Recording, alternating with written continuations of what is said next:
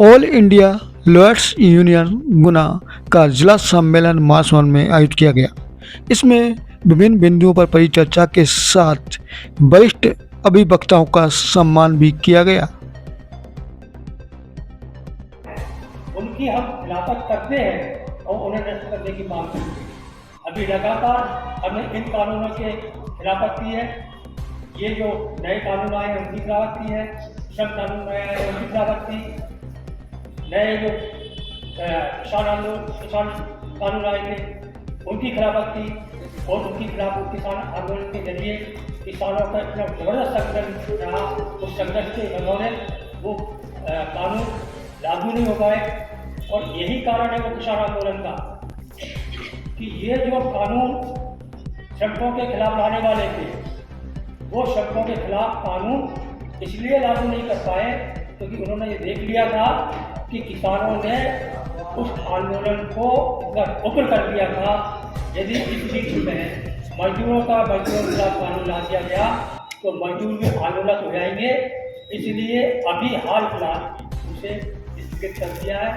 लेकिन जैसे ही ये लोकसभा का चुनाव होगा और चुनाव के बाद यदि नई सरकार बनी तो नई सरकार आते ही यदि यही सरकार रही तो निश्चित तौर पर ये सरकार इस कानून को रोकेगी।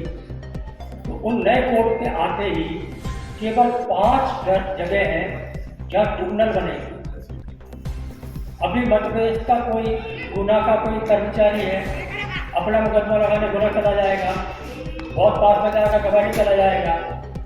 लेकिन जब पूरे मध्य प्रदेश में केवल 5 ट्रिब्यूनल रहेंगी तो पूरे मध्य प्रदेश के लोगों को इंदौर, जबलपुर, रीवा, ग्वालियर और भोपाल इन 5 जगहों में जाना। तो ये मजदूरों के लिए एक महंगा काम हो जाएगा। दूसरी बात इसमें सबसे बड़ी खतरनाक बात यह है कि इन कानूनों में जुडिशियरी को दरकिनार करा गया और ये सारे रिटायर होकर सामाजिक आंदोलनों में आए। की भूमिका ये हमारा आज का सब्जेक्ट था। इस सब्जेक्ट पर तमाम हमारे अभिभाषक साथियों ने अपने विचार रखे और पूरे सम्मेलन के बाद हमारे कार्यकारिणी का चुनाव हुआ है और नई कार्यकारिणी का गठन हुआ है। हमारी कमेटी बनी है जिसमें हमारे जिला अध्यक्ष मोहन सिंह गौरा जी चुने गए हैं, सचिव महेश बैरागी साहब चुने गए हैं, उपाध्यक्ष करण सिंह, पुष्पेन आराशा, सह सचिव राजकुमार कुशवाहा और सह सचिव जगबीर सिंह जसकोनिया और कोषाध्यक्ष राजा सिंह को चुना गया। लॉयर्स यूनियन जिला इकाई गुना का सम्मेलन आयोजित किया गया है जिसमें पूर्व अभियोजन अधिकारी रावण साहब आज यहाँ पर मुख्य अतिथि के रूप में उपस्थित हुए हैं। हम उनसे जानना चाहेंगे कि आखिर क्या ऐसी समस्या आ गई थी, क्या ऐसी परिस्थिति बन गई थी कि आपको एक अच्छी भली नौकरी को छोड़ना पड़ा और छोड़कर एक अलग दिशा में दूसरे धारा प्रवाह में आपको जुड़कर समाज को जागरूक करने के लिए आगे आना पड़ा। बहुत बहुत धन्यवाद। आपने मेरे व्यक्तिगत जीवन पर पूछा है। मैंने दर्शन शास्त्र में पीएचडी किया है और भोपाल डिस्ट्रिक्ट कोर्ट में प्रोसिक्यूशन ऑफिसर रहा, जिसे मैंने 2020 में रिजाइन किया। सवाल यह है कि हमने उसे क्यों छोड़ा।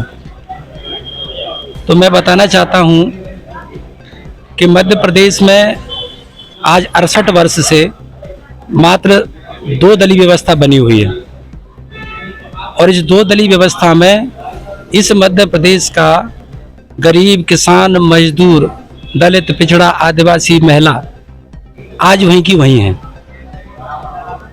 इसलिए हमारे तमाम साथी बुद्धिजीवी लोगों के द्वारा ये निर्णय लिया गया कि मध्य प्रदेश में भी ऐसी जो व्यवस्था बनी हुई है उसके खिलाफ जनमानस को तैयार करके यहाँ राजनीतिक विकल्प बनाने की जरूरत है। जी तो हमने जी किस व्यवस्था की बात आप कर रहे हैं, थोड़ा सा उसका स्पष्टीकरण दे दीजिए, उसका खुलासा कर दीजिए। देखिए, वो व्यवस्था है राजनीतिक व्यवस्था।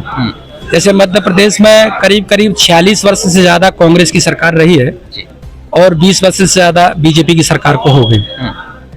आज हम देख रहे हैं कि जो हिस्सेदारी की बात है, रिप्रेजेंटेशन, तो पिछड़े वर्ग को जिसकी आबादी के हिसाब से मिलना चाहिए वो आज तक मध्य प्रदेश में नहीं मिला। और एसटी वर्ग की ये हालत है कि हजारों करोड़ रुपया प्रति वर्ष शासन का लैप्स हो जाता है, वो खर्च नहीं किया जाता। पिछले 5 साल में हम देखें तो करीब करीब 20,000 से ज्यादा सरकारी स्कूल बंद कर दिए गए। ये सरकारी स्कूलों में कौन लोग पढ़ते थे? ये गरीब किसान मजदूर का बच्चा, जब उसको शिक्षा नहीं मिलेगी, प्राइवेट शिक्षा इतनी महंगी है, तो उसका विकास तो रुक जाएगा। तो आज इस देश के अंदर जो पार्टियां सरकार में हैं वो कॉर्पोरेट के माध्यम से चल रही हैं और वो इस देश के संविधान के आगे बढ़ के यानी उसके विपरीत जाकर के काम कर रही हैं। आज लोकतंत्र खतरे में है, धर्मनिरपेक्षता खतरे में है। न्याय के नाम पर जिस व्यवस्था से मैं जुड़ा रहा, मैं दावे के साथ कह सकता हूं कि 90% से ज्यादा जेलों में गरीब किसान मजदूर के व्यक्ति जेलों में भरे पड़े हैं। जब तक ऐसी जो संविधान विरोधी मानसिकता के लोग सत्ता में रहेंगे, संविधान विरोधी पार्टियां सत्ता में रहेंगी, तब तक गरीब किसान मजदूर महिला को न्याय नहीं मिलेगा। और आज आप देख रहे हैं कि सुप्रीम कोर्ट की नियुक्ति हो चाहे हाई कोर्ट की नियुक्ति हो, जो कॉलेजियम सिस्टम से हो रही है वो निश्चित रूप से गैर संवैधानिक है। उसमें किसी प्रकार से योग्यता का कोई परीक्षण नहीं है, किसी प्रकार का कोई पारदर्शिता नहीं है, उसमें पूरी तरह से भाई भतीजावाद है। इसलिए इस देश में ऐसे लोगों से हम न्याय की उम्मीद कैसे कर सकते हैं? तो इसके पहले जो सरकार थी उसकी भी नीतियों से आप सहमत नहीं है, वर्तमान सरकार की नीतियों से भी आप सहमत नहीं है, तो क्या चाहते हैं आप आखिर? हमने मध्य प्रदेश में तमाम राजनीतिक पार्टियों के साथ काम करके जो जाना और देखा कि मध्य प्रदेश का भला तभी होगा जब मध्य प्रदेश के लोग अपने पैरों पर खड़े होंगे। आज मध्य प्रदेश में जो पार्टियां सत्ता में रही हैं वो मध्य प्रदेश के बाहर के लोगों के द्वारा संचालित रही हैं, चाहे भारतीय जनता पार्टी हो, चाहे कांग्रेस हो, चाहे अन्य तमाम सारी पार्टियां हों। आज देश में कम से कम 10 राज्यों में गैर बीजेपी गैर कांग्रेसी पार्टियों की सरकार है। इसलिए मध्य प्रदेश में अपने पैरों पर जनता को खड़ा करने के लिए 26 जनवरी 2022 को हमने समतामूलक समाज पार्टी बनाई है। उसके माध्यम से हम मध्य प्रदेश में राजनीतिक विकल्प खड़ा कर रहे हैं। तो ये इस पूरी परिचर्चा का लब्बे लुआब है कि किस तरह से अब परिवर्तन चाहते हैं और अपनी एक जो उन्होंने स्वयं की पार्टी बनाई है वो किस तरह से न्याय के क्षेत्र में गरीबों के, दलितों के, पिछड़ों के लिए काम करेगी।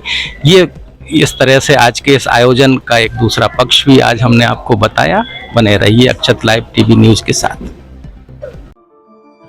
अब आपके शहर में, आपके देश में क्या हो रहा है, इन सबको जानने के लिए बस आपके जेब से निकालिए मोबाइल और देखिए देश, शहर, जिले की खबरें आपकी जेब में। देखते रहिए अक्षत न्यूज़ लाइव टीवी। इवेंट हो, पॉलिटिकल हो या धार्मिक हो या स्पोर्ट हो, हर न्यूज़ मिलेगी आपको आपके मोबाइल पर। तो देखते रहिए अक्षत न्यूज़ लाइव टीवी, अपनों के साथ सबसे पहले सबसे सटीक।